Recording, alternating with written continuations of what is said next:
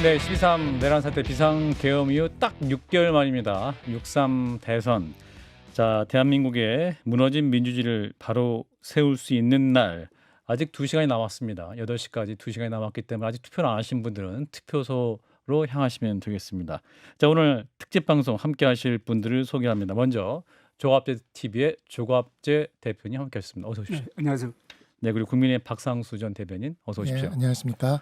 예, 그리고 더불어민주당의 이소영 의원도 함께 하셨습니다. 어서 오세요. 네, 이소영입니다. 예, 세 분 물론 다 투표는 하셨죠? 했습니다. 네. 사인 투표했습니다. 아, 예, 아직 안 하신 분은 지금 나가주시기 바랍니다. 아, 농담이고요. 자, 이제 투표 마감까지 약 2시간도 남지 않았습니다. 아, 지금 이제 6시 기준 투표율이 아직 나왔군요. 76.1%로 나왔습니다. 자, 그러면 현재까지 투표율 상황 어떻게 봐야 할지 오늘 조 대표님부터 말씀 주실까요? 그러니까 전번 대통령 선거하고 비슷하거나 조금 조금 앞서거나 앞서간 80%에 육박하는 것 같은데. 예. 근데 전국 투표율이 비교적 골고루 분포된 것 같아요. 예. 예, 영호남 차이가 별로 없는 것 같고. 예. 지금 약간 영남 쪽에서 올라가고 있습니다만. 그리고 이 서울하고 경기도 예. 가장 투표자가 많은 여기서는 전국 평균하고 거의 같아요. 그래서 저는 이 두 가지가 있다고 보는데 하나는 윤석열 씨의 비상계엄에 대한 분노투표. 분노투표가 주조를 이루고 예. 그다음에는 이재명 후보에 대한 경계심. 어떻게 보면 거대 권력의 탄생에 대한 그 경계심이 상당히 균형 있게 지금 들어가고 있는 것 같이 보이는데 예. 결국은 뭐 앞으로 2시간 뒤면 밝혀지겠지만은 출구조사에서는 아마도 이재명 후보가 수백만 표 차이로 압승하는 걸로 나오지 않느냐.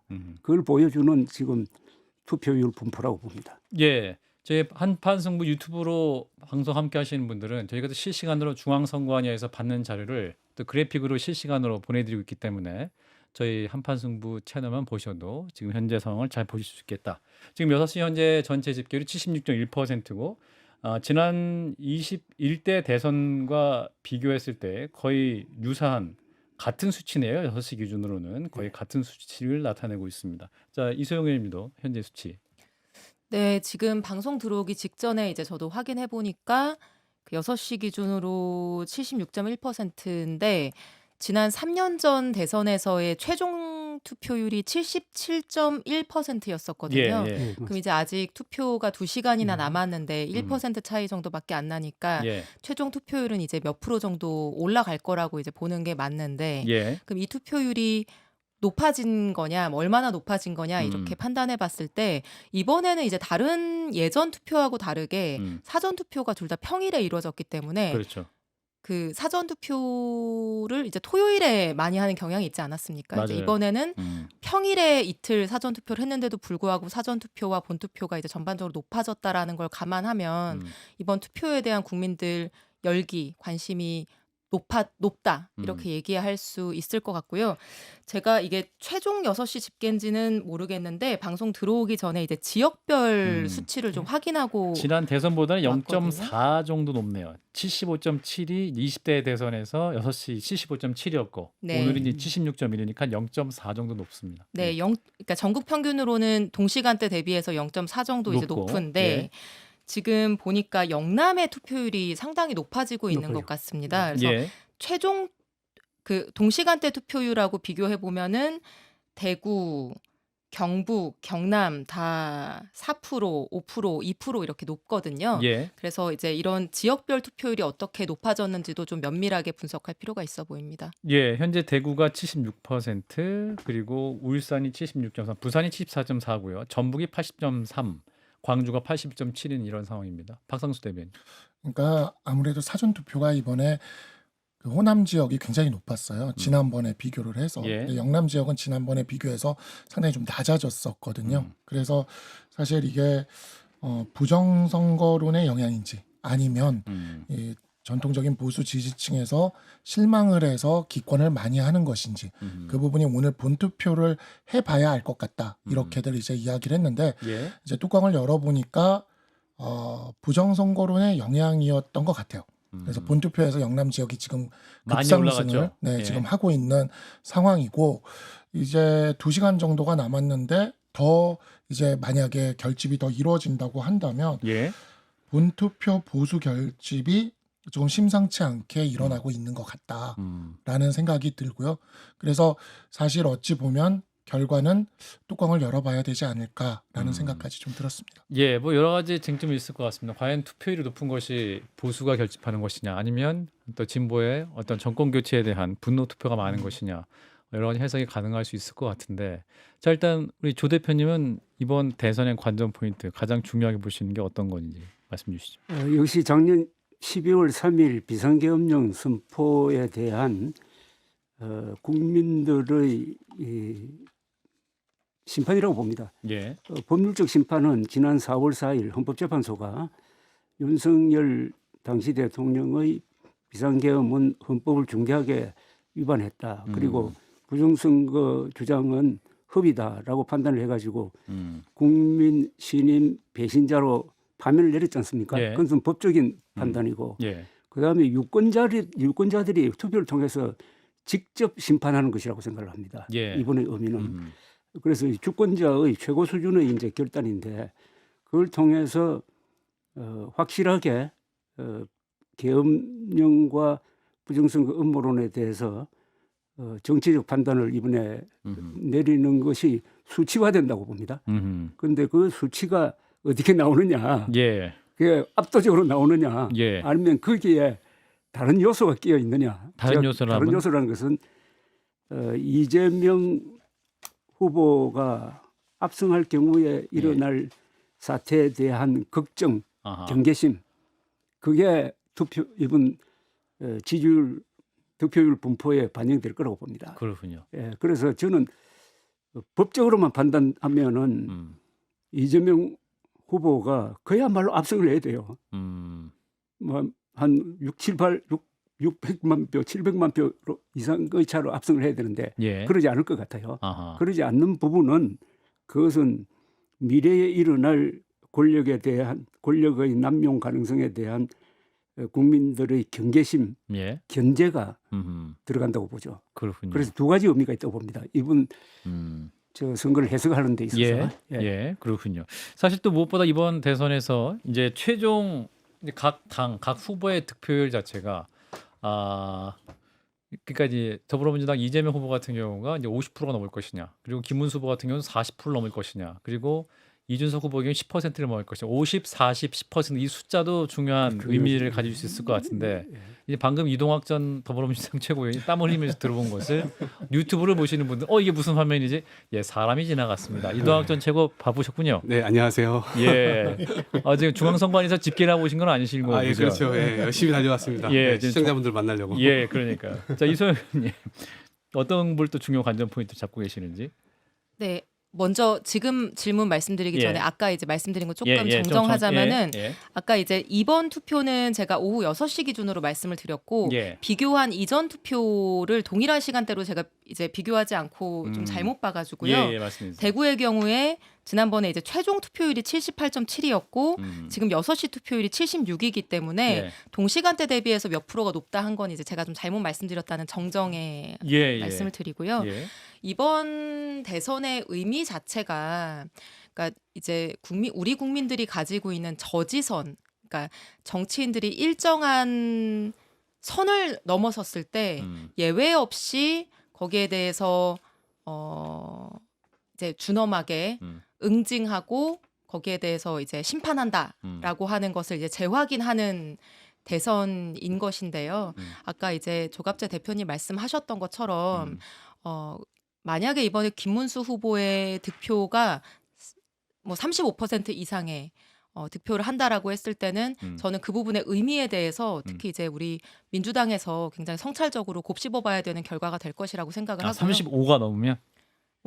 그게 40도 아니고. 35 자체가 중요한 숫자라기보다는 예. 사실은 이번에 이제 이 불법 계엄에 대한 탄핵 과정에서 탄핵에 대해서 반대하는 여론, 또 불법 계엄에 대해서 옹호하는 여론이 이제 우리 생각보다 굉장히 높아져서 이제 다들 좀 놀랐던 경험들이 있는데 예. 이번에 이제 김문수 후보가 받은 표가 다 불법 계엄을 옹호하는 표라고 얘기할 수는 당연히 없는 것이지만은 예.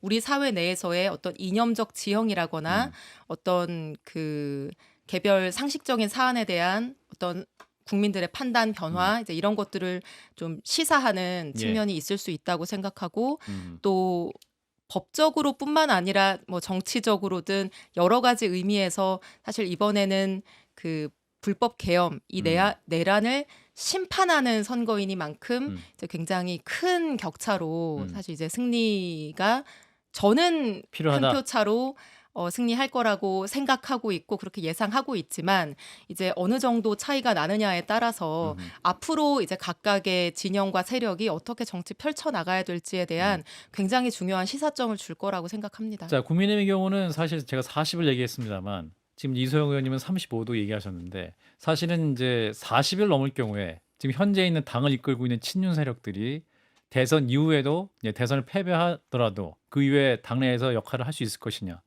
아닌 것이냐 우리 일단- 당권 역할을 또 누가 할 수 있을 것이냐 이 부분을 또 중요 포인트로 잡고 있던데요. 제가 이제 당내에 도는 이야기가 도는 이야기가 있어요? 도는 예. 이야기가 있어서 그냥 좀 말씀을 좀 드리면은 예. 오늘 이제 선거에서 뭐 우리가 이긴다면 진짜 천운신조로 보수가 결집해서 이기는 일이 벌어진다면 뭐 그러면 김문수 정부의 출범이겠죠. 근데 이제 진다고 해도 앞자리 숫자가 4냐 3이냐에 따라서 갑자기 조갑자에서 웃으셨어요. 4냐 3이냐? 4냐 3이냐에 일단 따라 4일 경우에 네. 뭐예요? 40일 경우에. 4일 때는 이제 젖잘싸 이야기를 할 것 같다. 졌지만 네, 잘 싸웠다. 우리가 졌지만 잘 아. 싸웠다라고 얘기하면서 이제 그 친윤 세력들을 중심으로 하는 소위 말하는 지금 현재 당권파 네. 세력들이 졌지만 잘 싸웠다라는 명분으로 전당대회를 하려고 한다라는 이야기를 제가 들었고요. 예. 그러다 보니까 이제 전당대회를 하면 이제 나오려는 후보군들은 뭐 알만한 이름들이죠. 뭐 나경원 의원이라던가 예. 뭐 윤상현 의원이라던가. 근데 이제 제가 좀 들은 이야기 중에 굉장히 신선했던 이름은 예. 권성동 의원이 당 대표. 이야기가 있더라고요. 그래가지고 예. 진짜 나오는지는 두고 봐야 될 것 같고요. 예. 하여튼 그거는 이제 4자로 이제 우리가 패배를 했을 때 3이면 3이면 이건 누가 봐도 예. 졌지만 잘 싸웠다고 얘기할 수 없는 숫자죠. 예. 이거는 참패의 숫자이기 때문에 전못 사. 졌지만 진 못 거죠. 싸웠다. 그냥 아. 참패를 한 졌다. 거기 때문에 예. 이거를 이제 전당대회로 풀기는 좀 어려울 것 같고 그러다 보니까 혁신형 비대위로 내년 지방선거까지 약 한 1년을 끌고 간다. 이런 이야기를 제가 좀 들었고 그럼 혁신형 비대위라고 했을 때 임명권을 역시 또 원내대표인 권성동 의원이 원내대표가. 가지게 되는 거죠. 어. 그러니까 기승전 권성동 의원의 느낌을 제가 이렇게 좀 받았습니다. 그러면 예. 예, 일단 뭐그 얘기 좀 더 할 수 있을 것 같고. 우리 이동학 전 최고. 이번 네. 대선의 관전 포인트 큰 틀에서 짧게만 짚어 주시면. 관전 포인트는 일단은 국민들께서 과연 얼마만큼 심판에 대한 이 열기를 보여주시느냐, 예. 동시에 희망에 대한 열기도 보여주시느냐. 아. 저는 그 두 가지의 초점이 이재명 후보에게 다 있다고 보거든요. 그러니까 내란 세력이라고 하는 것을 분명하게 처벌해야 된다. 라고 하는 측면, 이게 너무 많이 화가 나 계시기 때문에 예. 그러한 측면이 하나가 있고 지금 경제 폭망부터 시작해서 국가가 완전히 어찌 보면 거의 난장판 되다시피 해 있는데 예. 이 부분을 과연 정리할 수 있는 리더십을 가진 사람이 누구냐. 근데 그래 놓고 봤을 때 지금 현실적으로 이재명 후보가 가장 돈독하게 올라와 있는 건 사실이거든요. 예. 그래서 그러한 부분을 과연 얼마만큼 그 기폭제를 모아 주실 건지 그거에 따라서 향후에 당선 이후에 이 국정 동력이라는 것을 얼마만큼 확보할 수 있느냐. 그런 걸로 연결이 되기 때문에 저는 이제 그런 이 득표 이게 중요하다라고 생각합니다. 표율이 중요하다. 자, 그럼 여기서 잠깐 민주당 당사를 연결해 보겠습니다. 네 분도 그 기자의 목소리를 들으시려면 헤드폰을 끼시면 되고요. 자, 민주당 당사에 나가 있는 CBS 선거 상황실이군요. 민주당 선거 상황실에 나가 있는 CBS 보도국 정치부 허지원 기자를 연결하겠습니다. 허 기자님 나와 계시죠? 네, 안녕하세요. 저는 서울 여의도 국회의원회관 대회의실에 마련된 민주당 개표 상황실에 나와 있습니다. 예. 자, 지금 더불어민주당 상황실 분위기는 어떻습니까? 네, 투표 종료 시간이 다가오는 만큼 취재진들이 모여들고 있는데요. 다만 아직까지 의원들이나 선대위 관계자들은 도착하지 않았습니다. 투표 종료 30분 전인 오후 7시 30분까지 총괄 공동 선대위원장, 선대위 본부장 등이 여기 개표 상황실로 집결할 예정입니다.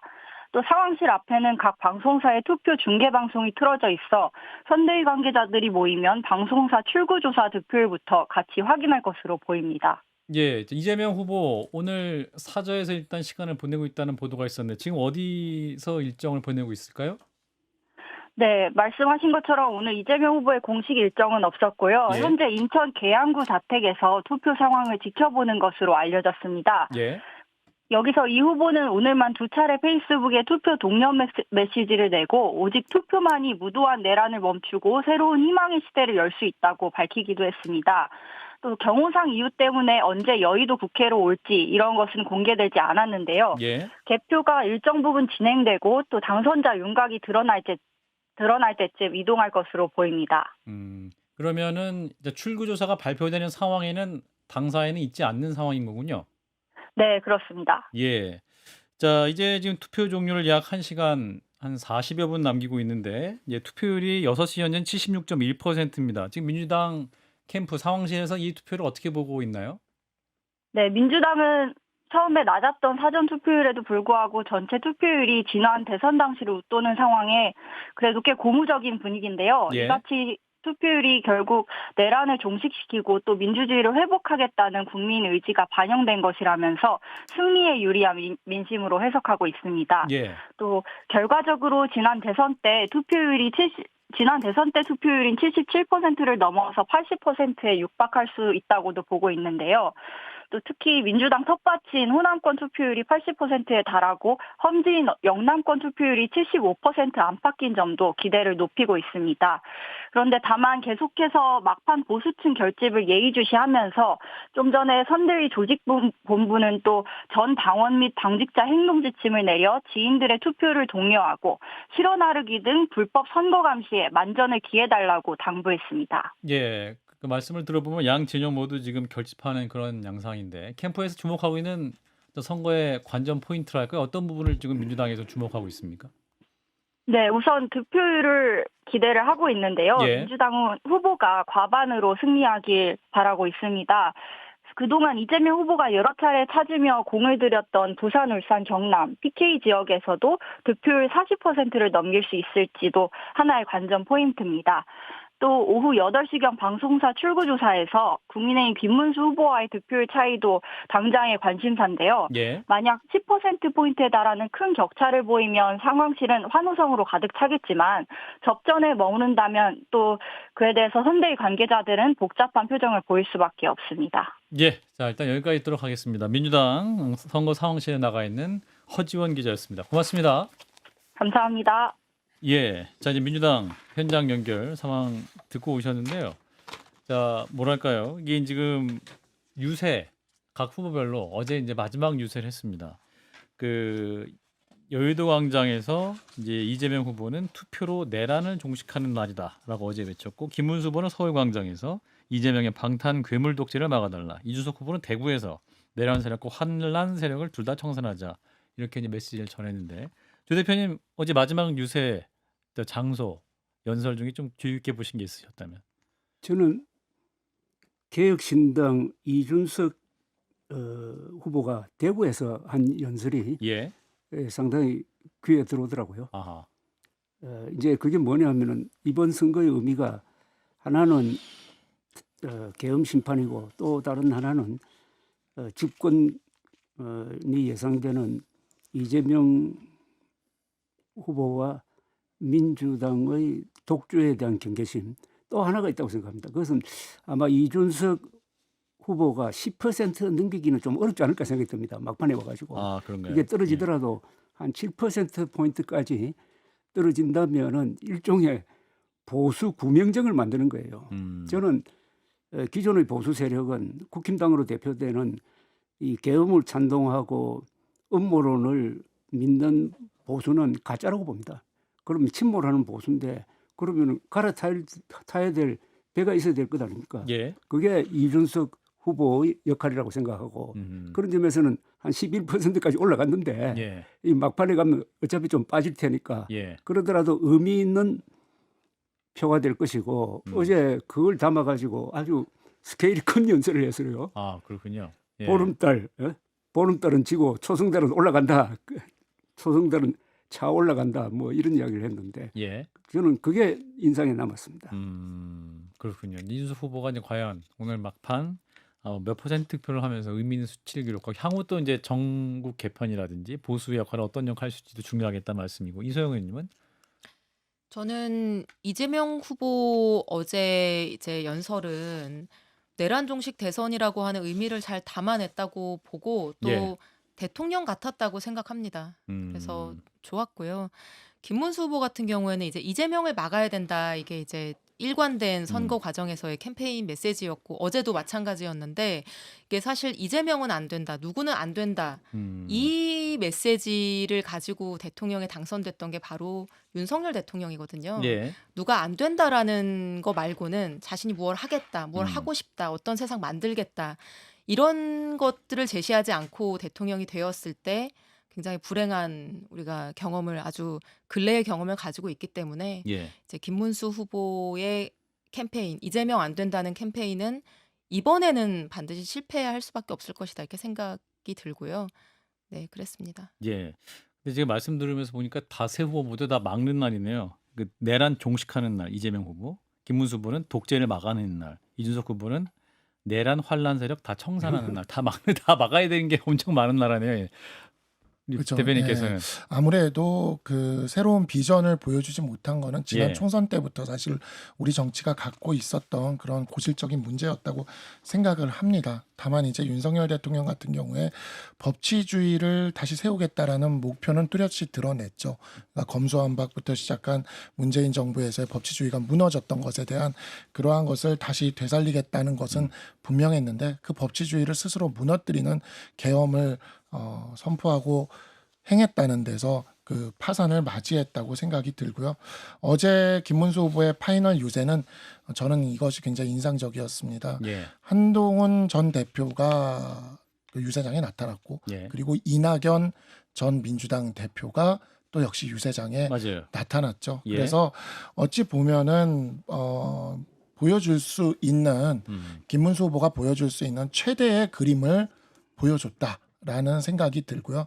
여기에 이제 이준석 후보와의 단일화까지 만약에 했었다면 굉장히 오늘 선거 결과가 싱겁게 예상되기보다는 그래도 좀 이렇게 박진감 넘치는 상황으로 갈 수도 있었지 않겠느냐라고 이야기를 할 수가 있는데 이준석 후보가 끝까지 완주하는 길을 선택을 했고 예. 사실 자기 이름을 걸고 정치를 하는 사람들은 그 선택에 대한 책임을 온전히 자신이 지는 것이기 때문에 예. 그에 대해서 앞으로 어떠한 상황이 펼쳐질지는 대선 이후의 상황을 좀 더 지켜봐야 될 것 같습니다. 예, 저희는 또 화이트보드를 이용한 질문을 이따 그 단일화 질문이 있어가지고요. 네. 그때 한번 또 각 네 분의 생각을 한번 들어보도록 하겠습니다. 자, 이동학 최고. 저는 보수 진영에 좀 아쉬운 것이 예. 엄청난 잘못을 저질렀잖아요. 네. 그러면 처음부터 끝까지 그 부분에 대한 반성이 있었어야 됐고 그리고 헌법을 다시는 어기지 않겠습니다. 그러니까 수호하는 그런 세력으로 다시 돌아가겠습니다. 이런 정도는 나와줬어야 되는데 끊임없이 남 탓, 민주당 탓, 이재명 악마화 이런 거에 몰두했단 말입니다. 예. 그럼 그런 장면을 보면 대한민국 정치가 좀 새로워졌으면 좋겠다라고 생각하는 이른바 중도층이라든가 스윙보터층 좀 잘하는 쪽에 표를 줘볼까 하는 사람들을 한 사람도 설득시키지 못했다. 예. 근데 반면에 이재명 후보는 내란 종식도 많이 외쳤지만 경제 회복과 동시에 정치 통합도 굉장히 많이 외쳤거든요. 예. 그러니까 그런 차원에서 보면 중간에 계신 분들이 이재명 후보 지금까지 뭔가 악마화를 통해서 그 사법 리스크가 마치 있는 것처럼 사람들에게 굉장히 많이 묘사가 됐지만 예. 실제로 그런 탄압 프레임에 걸려서 사실상 정당방위적 성격으로 이런 것들을 행했던 게 굉장히 많았거든요. 그러면 본인이 탄압을 그렇게 당했었던 것을 그대로 대통령이 돼가지고 윤석열 전 대통령이 했던 것처럼 보수 세력을 다시 뭔가 또 탄압을 하게 되면 그 순간부터 지지층이 다 떨어져 나가기 시작할 겁니다. 예. 왜냐하면 그런 걸 기대했던 국민들이 있기 때문에 예.